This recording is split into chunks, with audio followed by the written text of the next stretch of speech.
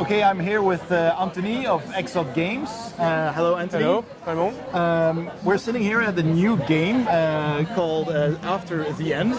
Yes. It's a new miniatures game. Anthony, what can you tell us about it? Yeah, so basically that's a fully cooperative game, board game with miniatures that you can, so it's a flavor of RPG. So basically the pitch is set on Chicago in 2180. There is a major glaciation, ice age now is back. Some world changes, also nuclear wars between countries, massive exodus to Africa, stuff this way. As you can be seen in some movies. Yeah. Basically, the heroes that you will play as RPG have some background. You will go into scenarios as a campaign. So each of the scenarios lasts for 45 minutes up to 1.5 hours to 2 hours. Okay. How many scenarios are there in the? 12 in let's say the main quest, and you have some side quests also to manage. There's some non-linearities that you can choose. Each faction you choose may change the ending of the course of the game. Right. You have 3 factions in the game. So one is the bandits, it's the humans trying to survive in this wasteland. Right. You have the monarch, which is an AI who's take over all the west of the US. Okay. They started from San Francisco, conquered, and they were stopped by the let's say the reminder of the U.S. government, who come from the east and stop them dead in the Midwest of the U.S. All right. So basically, Chicago and all to New Orleans is a wasteland, which is disputed land between monarch and the reminder of the USA government. Okay. So we are set. We have some heroes with different archetypes. Each play differently. They have some background, as I said. Jack is a renegade from the monarch, from the AI. So he has to flee. So he went amok when he encountered Lily, one of the heroes. She's a genius from, engineer, stuff this way. Okay. And this reminded him, he gave a feedback of his own past. And he went amok. He killed all his team, and he saved the girl. And now he's as a renegade of monarch and has to flee.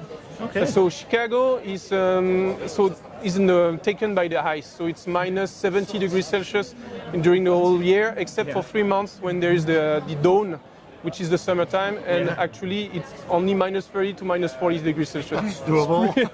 It's pretty tough. So you will have also survival mission this way with hypothermia and stuff this way. Okay. So basically, people live underground. People live in cities underground, the mines. And basically our heroes are coming from outside the city, and they are coming in the town, and they want to reconnect with some connection there, which is Dawn, one of the heroes. She's a gangster. She stayed there. Lily was born there, and they, in their hope to flee from the AI, the renegade wants to go inside the town. At least when the winter will resume, they will be safe for at least 9 months. All right. The AI will not be. So there are several mines clustered around Chicago, but there is some mystery inside because in the downtown of Chicago, nobody goes back. So there's some expedition going there, and people get killed or vanished. Never return. Yeah, so this is one of the 3 factions. The last one I did not say about. This is some kind of villainous. Something mysterious going on. Yeah, mystery. So there's a 3rd faction. Okay. In the Kickstarter that we're gonna start, there will be this kind of anti-spoil stuff. And if you don't want to know about it, then you save it for later. All right, that's interesting. The ones who want to scrap it, they want to see the stuff and paint them, they will open it. Yeah. But you can save this for the last. Cool. So that's nice. So a little bit of secret stuff in there. So I like how the game has this entire backstory, and you're actually really role-playing into this story. That's exactly. So I understand that the game it's a cooperative Yes. point allocation system game. Yes, But so- you do have some role-playing elements. Exactly. So the game is based in two types. So you have first a board, which is the most important of the both. So you choose your scenario before. Yeah. You set based on the scenario booklet. You place the boards. You have 8 tiles, which is double-sided that you can also modular modification, rearrange, and it sets you the initial mission that you have to do. Place the scenario cards that you need to manage, and also detail the kind of location for the loot, because there is a loot system. Yeah. And on top of that, when you get the cards, you have a crafting system as well. So you can combine. Initially, the lower level, you don't need any specific abilities, but later on in the game, you need some special capacity that you need some XP. Yeah. And at the end, even you have some specific mission that you have to go, for instance, in the plant, restart the forge, so that there is another board when there is a nuclear power plant that you need to restart, then go to another one to start. Of course, enemy wants to take you over, to control you, and then once you have secured the mission, then you have the forge. So when you go to the campaign mode, the second mode of the game, once you finish your scenario, you resume to a kind of map of Chicago from above, and it allows you to make some action in between game. So if you choose to, let's say, overwhelm all the bandits around the bandit gangs, you can be the king of the bandits. All right. At the end of the campaign, you will have all the buddies to help you.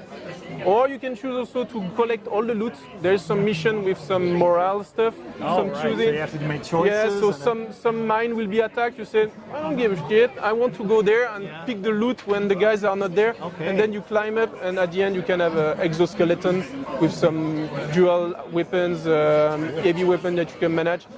Of course, in some mission of infiltration, the heavy skeleton will not be of use. No, yeah, exactly. So you have some investigation stuff also. This is the last one of the, let's say, 3 main stuff that you can do, because your hero is as a background, has some relationship with the villain, the last antagonist. All right. And you can also finish the game with some discussion points. If you find some hints around here and there in the helping gangs and people, then you can find some hints, and at the end there will be some discussion instead. Oh. This will help you in the season 2.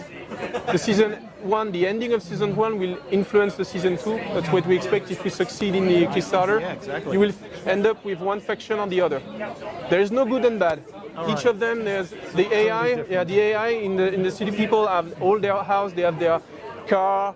But the trade-off is no one has free will to do whatever he wants. All right. And birth is controlled as well. All right. So basically, it's a kind of ideal according to like a computer will do. Computer, yeah. If you like this, you have your house, everything. You don't live under city with crappy situation, crappy life. But everything is structured, and you can't deviate from the rules. Exactly. So you could choose to ally with Monarch instead of course, decision will be up to you.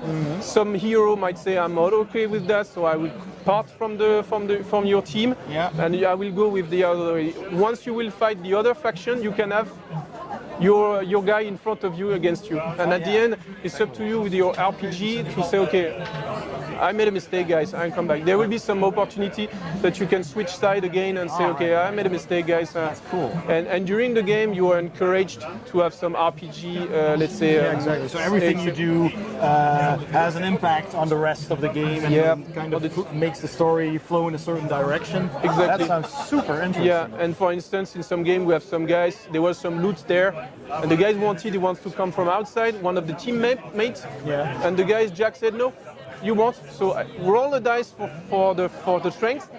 The one who wins, Jack wins, the guy did not enter. He insisted, I want to do it again. He tried again, he failed again. I said, this time you take a hit damage, because Okay, so everything has so you can do this way, it's pseudo-cooperative, I would say. All right. Well, that sounds good. And it's coming to Kickstarter? Kickstarter, yeah, on the 23rd of October. So we'll be in Essen. You will be able to, through our application, so to also go to Kickstarter and register. And so the pledge level is $100 US dollar and about 88 euro at the moment. This will allow you to have, for the moment we have only one pledge. There will be some extension for scenarios. There will be a new boss for a boss fight, because at the end there's a boss fight. Some cars and decks, like some games of some patterns that you have to learn and to see because it's really strong. Yeah, so that's approximately it.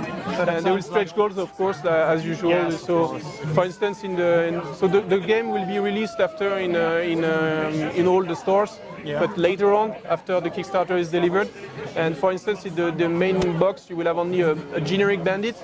But if you have some stretch goal, there will be some specific because each bandit has their own rules and feelings. So different enemies. Yeah, technos. There is some guys they are like the pain, and they have some shotguns. They like to have close range.